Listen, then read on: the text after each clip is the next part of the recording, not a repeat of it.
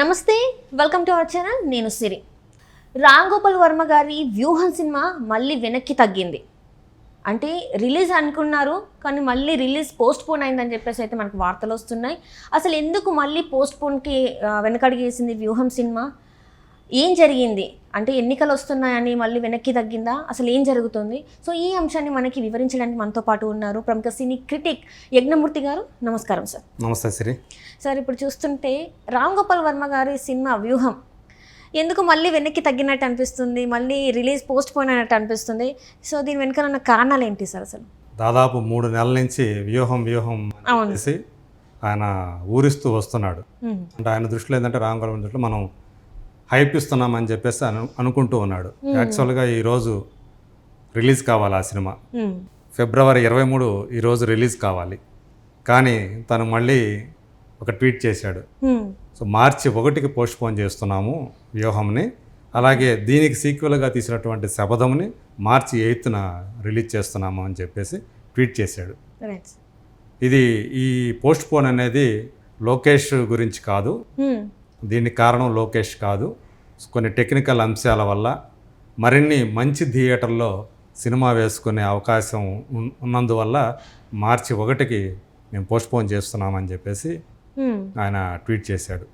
So ఆయన చేసింది అంటే దాన్ని చూస్తే అంటే రామ్ గోపాల్ వర్మ సినిమా వస్తుందంటే ఎవరైనా ఏ థియేటర్ వాళ్ళైనా ఏ డిస్ట్రిబ్యూటర్ అయినా మేము వేసుకుంటాము అనే పరిస్థితి ఒకప్పుడు ఉంటే, ఈరోజు ఆయనకి సరైన థియేటర్లే నాకు దొరకని కారణంగా మార్చి 1కి వెళుతున్నాను అని చెప్పేసి ట్వీట్ చేయటమే. సో ఆయన స్థాయి ఎలా పడిపోయింది, ఆయన గ్రాఫ్ ఎలా పడిపోయింది అనడానికి ఒక చక్కని నిదర్శనం అని చెప్పాలి. అంటే ఇప్పుడు ఆయన చేతులారా చేసుకుందని అనుకోవచ్చా సార్ మనం? ఎందుకంటే చాలా సినిమాలు, అంటే రక్త చరిత్ర తర్వాత అనేకమైన సినిమాలు చేశారు రామ్ గోపాల్ వర్మ గారు. సో ఆ తర్వాత తనకి సరైన సక్సెస్ చూడలేదు. అంటే నాకు నచ్చినట్టు నేను తీస్తాను, మీరు చూస్తే చూడండి, లేదు అంటే లేకపోతే లేదు అన్నట్టు కూడా తను చెప్పడం జరిగింది. నా సినిమాలు నా ఇష్టం, నేనేం మిమ్మల్ని బలవంతంగా సినిమాలు చూడమని నేను మీకు చెప్పట్లేదు కదా అని ఆయన వాదన. నిజమే, జనం కూడా అలాగే అనుకుంటున్నారు. సో అందువల్ల వాళ్ళు కూడా లైట్ తీసుకుంటున్నారు. పైగా ఏంటంటే ఆ స్టాండర్డ్స్ కూడా ఇంతకుముందు ఆయన సినిమాలో ప్రొడక్షన్ వాల్యూస్ చాలా క్వాలిటీగా కనిపించేవి, చాలా రిచ్గా కనిపించేవి. మనం గతంలో ఆయన సినిమాలు ఏ చూసుకున్నా కానీ మంచి సినిమాటిక్ ఎక్స్పీరియన్స్ లాగా ఉండేవి. కానీ ఆ తర్వాత ఆయన ఆ రిథం కోల్పోయాడు. చాలా చవకగా, చాలా చౌకబారుతనంతో ఆయన సినిమాలు తీయటం ప్రారంభించాడని చెప్పేసి మనం అనుకోవచ్చు ఒకనొక పాయింట్ ఆఫ్ టైంలో. ఆ తర్వాత ఆయన కథల పరంగా కానీ, సో ఆయన తీసుకుంటున్నటువంటి, ఆయన ఎంచుకుంటున్నటువంటి ఏవైతే ప్లాట్స్ ఉన్నాయో, కథలు ఏవైతే ఉన్నాయో, ఇతివృత్తాలు అవి కానీ, ఆయన తీసే విధానం కానీ, ప్రధానంగా ఆయన తీసే విధానం చాలా పట్టు తప్పిపోయాడు. ఆయన చాలా నాసిరకంగా కనిపిస్తున్నాయి ఆయన తీసే సన్నివేశాలు. సో అది ఆర్జీవి ముద్ర కాదు, అసలు అది ఆర్జీవి ముద్ర కాదు అనే అభిప్రాయం వచ్చేసింది. లేకపోతే ఆయన మారిపోయాడు అనేది ఒకటి. అంటే ఆయన ఏదో ఆయన సొంతానికి తీసుకుంటున్న మన మీద బలవంతంగా రుద్దుతున్నాడని జనం కూడా అభిప్రాయపడుతున్నారు. అందుగురించే ఆయన సినిమాలు చూసే జనాభా, చూసే ప్రేక్షకులు క్రమేణా తగ్గిపోతూ వస్తున్నారు.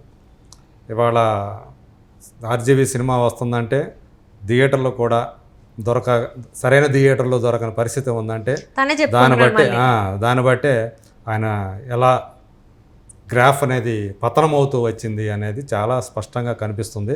ఇవాళ 7 సినిమాలు రిలీజ్ ఉన్నాయి. సో ఈ సినిమాల్లో వ్యూహం అనేది కనిపించకుండా పోయే అవకాశం ఉందని భయపడి ఆయన మార్చి 1కి సినిమా పోస్ట్పోన్ చేశాడని చెప్పేసి కొంతమంది ఆల్రెడీ స్టార్ట్ చేసేసారు. సో ఇది ఆయన పరిస్థితి. పైగా ఇప్పటికే ఆయన కొంతమందికి ఈ సినిమా చూపించాడు. ఆ సినిమా చూసిన వాళ్ళ దగ్గర నుంచి వచ్చిన ఫీడ్బ్యాక్ కూడా ఏమాత్రం ఆశాజనకంగా లేదు. సో రేపు ఆయన 1 రిలీజ్ చేసుకున్నా అంటే ఇప్పుడైతే అసలు థియేటర్లే దొరకట్లా.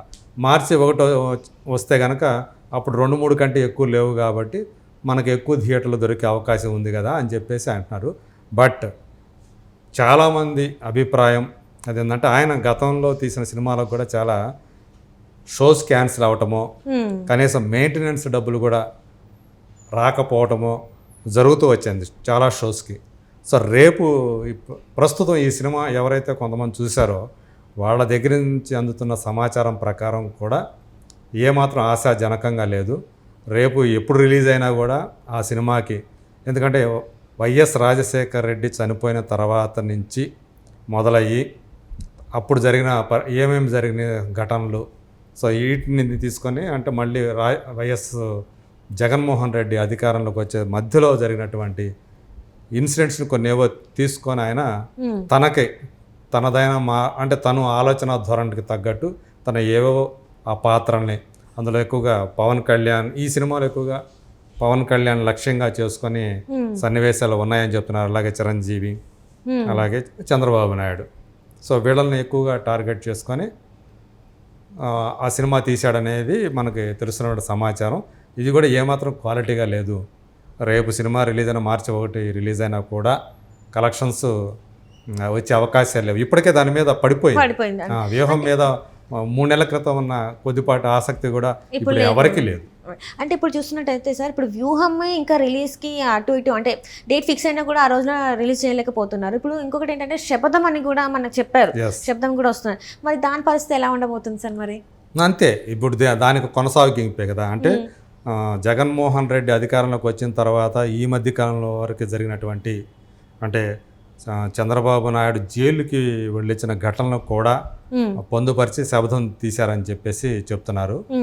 సో ఏదేమైనా కానీ ఆయన ఏ టాపిక్ తీసుకున్నా, ఏ కథ తీసుకున్నా కానీ ఆయన తీసే విధానం ఏదైతే ఉందో, ఆ నెరేషన్ ఏదైతే ఉందో, కథనం, అదంతా కూడా ఆ స్టాండర్డ్ పడిపోయింది.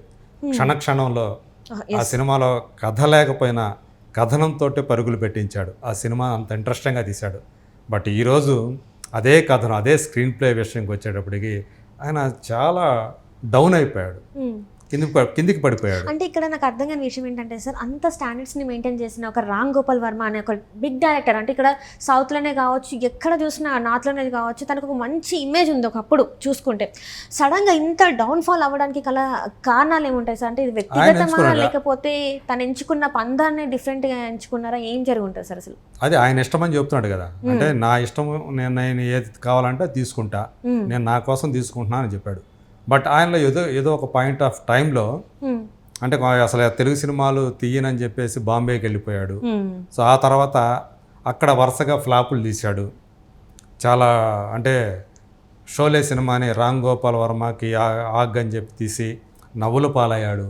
సో ఇట్లా కొన్ని ఆయన స్టాండర్డ్ కానివి ఏవేవో తీశాడు. ఆయన వరుసగా సినిమాలు తీయాలని ఒక ఫ్యాక్టరీ, రామ్ గోపాల్ వర్మ ఫ్యాక్టరీ అని పెట్టి చేసి చాలామంది తన శిష్యుని కూడా పరిచయం చేస్తూ సినిమాలు తీసి, సో మొత్తానికి మళ్ళీ దాన్ని మెయింటైన్ చేయడానికి వరుసగా సినిమాలు తీస్తూ అవి సరైన క్వాలిటీ లేకుండా పోవటం, ఇతివృత్తంలో కానివ్వండి, స్క్రీన్ ప్లే పరంగా కానివ్వండి, అట్లా ఆయన అక్కడ డౌన్ఫాల్ అయిపోయాడు.